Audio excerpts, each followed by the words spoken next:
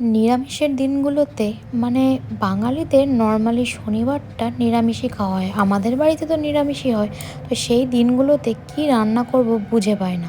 মায়ের মতো অত ভালো রান্না না জানলেও মায়ের কাছে শিখে নেওয়া এই চাল মোচাটা আমি রান্না করার চেষ্টা করেছি এবং তোমাদের সাথে শেয়ার করে নিয়েছি। ফার্স্টে মোচাগুলোকে ভালো করে কেটে নিয়ে লবণ হলুদ দিয়ে মাখিয়ে আধা ঘন্টা রেখে দেবো। তারপরে সেগুলোকে জলে ফুটিয়ে নেব যাতে মোচার কষটা বেরিয়ে যায়। তারপরে একটা বাটিতে গোবিন্দভোগ চাল এবং আর একটা বাটিতে কিশমিশ ভিজিয়ে রেখে দেবো।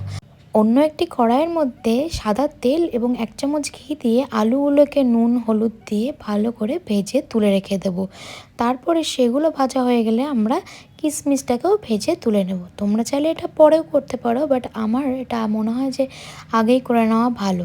তারপরে সামান্য আবার তেল দিয়ে জিরে, কাঁচা লঙ্কা, তেজপাতা, শুকনো লঙ্কা দিয়ে ভালো করে ফোড়ন দিয়ে নেব।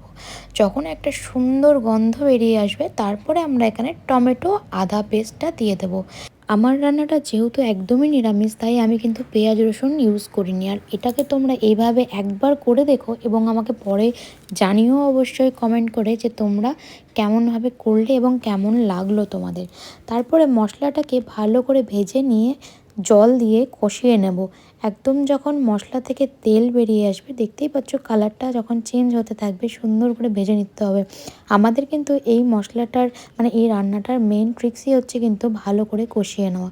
তারপরে সেখানে আমরা আলু এবং চালটা দিয়ে আবার কিছুক্ষণ ভালো করে কষিয়ে নেব। তারপরে যখন ভালো করে ভাজা হয়ে যাবে তারপরে আমরা এর মধ্যে জল ঢেলে সেদ্ধ হতে দিয়ে দেবো। চালটা সেদ্ধ হয়ে যাওয়ার পর আমরা এখানে আগে থেকে সেদ্ধ করে রাখা মোচাটা দিয়ে ভালো করে নাড়াচাড়া করে নেব। আমরা আগে থেকেই যেহেতু মোচাটাকে সেদ্ধ করে রেখেছিলাম তাই বেশিক্ষণ এখানে সেদ্ধ না করলেও হবে। তারপরে আমরা এর মধ্যে কিশমিশটা দিয়ে হালকা সামান্য চিনি দিয়ে নেব। তোমরা এখানে টেস্টটা ব্যালেন্স করার জন্য লবণটাকে চেক করে নিও একবার। তারপরে ঘি গরম মশলা দিয়ে আমরা এটাকে গরম গরম ভাতের সাথে সার্ভ করে দেবো। সত্যি বলছি এটা এত অপূর্ব হয় খেতে, পুরোটাই মায়ের কাছে শেখা। তোমরা কিন্তু অবশ্যই একবার অন্তত এটা রান্না করো এবং আমাকে জানাতে ভুলো না।